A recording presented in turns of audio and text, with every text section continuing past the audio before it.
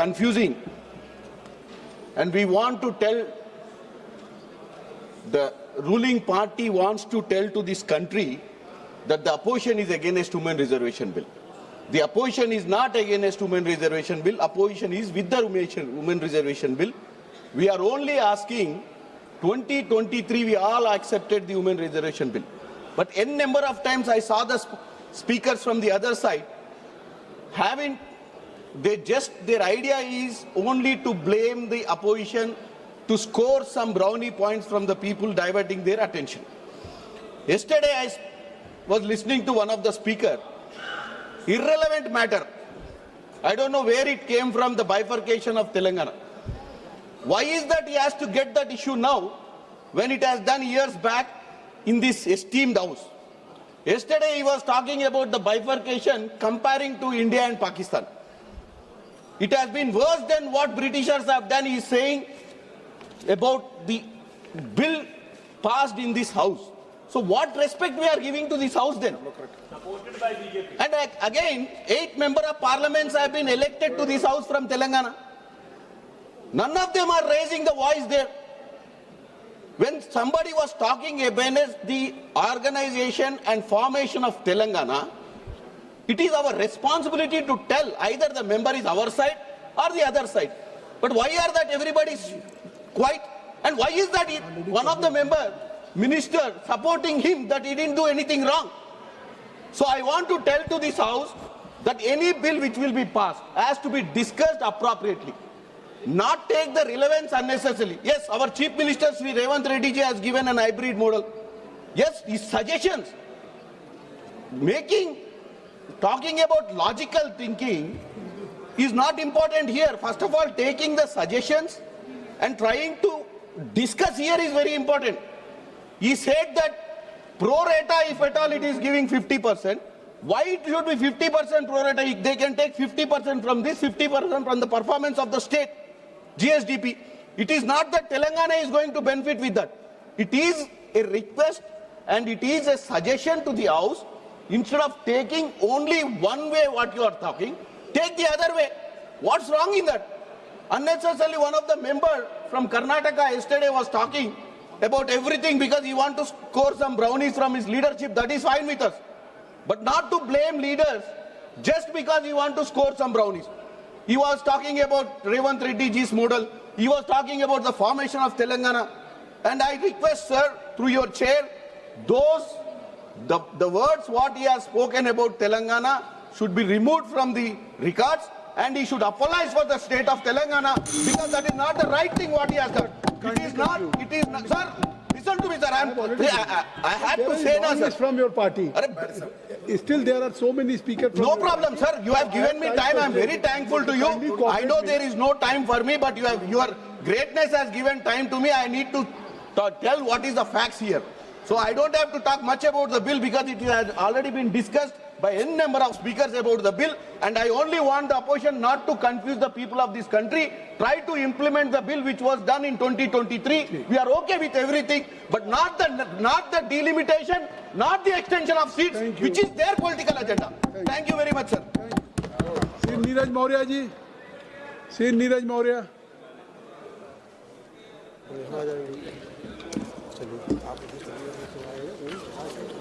धन्यवाद सभापति महोदय। आज आपने एक बहुत ही महत्वपूर्ण विषय पे अपनी बात रखने का मुझे अवसर दिया। माननीय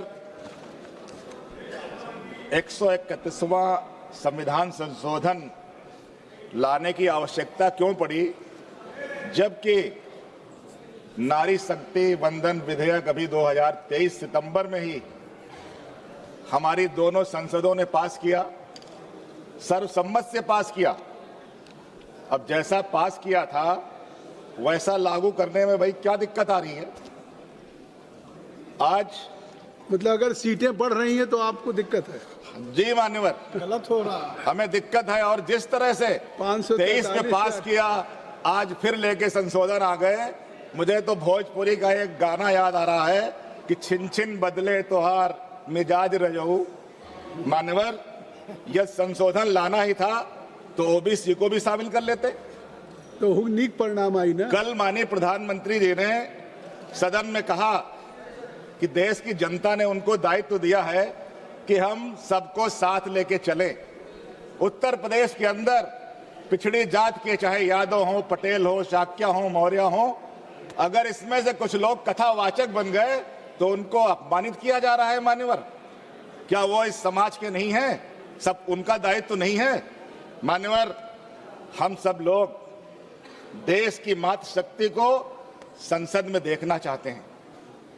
हम 33% ही नहीं, उनकी आधी आबादी है, उनको 50% आरक्षण दीजिए। हम इसके विरोध में नहीं है। महिला आरक्षण का मैं समर्थन करता हूं, लेकिन जब परिसीमन की बात, जनगणना की बात अगर स्पष्ट नहीं है, फिर जनसंख्या के आधार पे सांसदों की संख्या बढ़ेगी। लेकिन क्या हमने कभी गंभीरता से सोचा कि जनसंख्या नियंत्रण?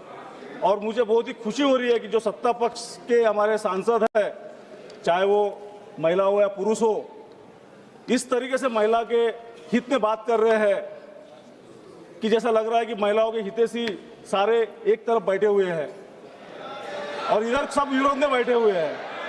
किंतु उन्हें इतिहास पता नहीं है कि मनुस्मृति में महिलाओं को क्या दर्जा दिया है, मनुस्मृति को मानने वाले कौन लोग हैं, ये पहले पता कर लो। इतिहास इन्हें पता नहीं है। कोई कलाकार खड़ा हो जाता है, कुछ भी बताता है, कोई कुछ खड़ा हो जाता है, कोई कुछ भी बताता है, लेकिन इतिहास क्या है? नारियों को सम्मान देने का काम किसने किया है इस देश में? यह मनुस्मृति में महिलाओं को क्या सम्मान दिया गया है? एक बार मनुस्मृति पढ़ के देखिए, बाद में आप संविधान पढ़ना, पहले मनुस्मृति तो पढ़ लो।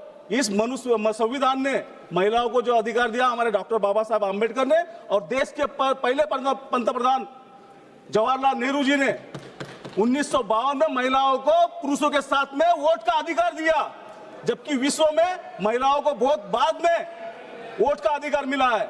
आप इतिहास पढ़िए, मुझे बोलने की जरूरत नहीं पड़ेगा। इस देश में जब देश के पंतप्रधान मोदी जी यहाँ पे बोल रहे थे कि आज 27 लाख महिलाएं हमारे नगर परिषद, नगर पंचायत, ग्राम पंचायत में है। 27 लाख महिलाएं अगर पद पर है तो किसके वजह से है? वो नाम भूल गए थे। वो राजीव गांधी जी, उन्होंने दिया वो अधिकार महिलाओं को, इन्होंने नहीं दिया, ये सत्ता पक्ष ने नहीं दिया। उस समय राजीव गांधी जी ने वो अधिकार हमारे महिलाओं को दिया। आज बातें बहुत अच्छी करते हैं, लेकिन जब महिला सम्मान की बात आती है तो ये लोग इतने पीछे क्यों दिखते हैं कि बलात्कारियों का साथ देते हैं। इनके विधायक, सांसद बलात्कारियों का साथ देते हैं, उनका सत्कार करते हैं। हाँ, ये कैसा न्याय है अध्यक्ष महोदय? जी जी जी, बिल्कुल मुझे पता था इनको तीखा लगेगा तो अब बुरा लगेगा, जो सच है वो बता रहा हूं। अध्यक्ष महोदय, मैं पूछना चाहूंगा इस सदन में, ये देश की पहली राष्ट्रपति किस पार्टी ने दिया?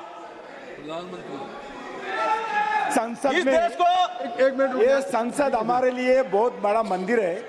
ये संसद को बलात्कारों को सपोर्ट करे बोल के 26 सांसदों को, मेरा को नहीं, 26 सांसद को अपमान करे, इसमें डिलीट करना चाहिए, बहुत गलत है। कार्रवाई का हिस्सा नहीं बनेगा। सर, अगर मैंने गलत बोलूंगा तो रिकॉर्ड से निकाल देना, ठीक, कोई दिक्कत नहीं है। और आप इस देश के पहली राष्ट्रपति इस देश को किस पार्टी ने दिया? देश की पहली पंतप्रधान इस देश को किसने दिया? लोकसभा स्पीकर महिला किसने दिया? पहली मुख्यमंत्री इस देश में किसने बनाया?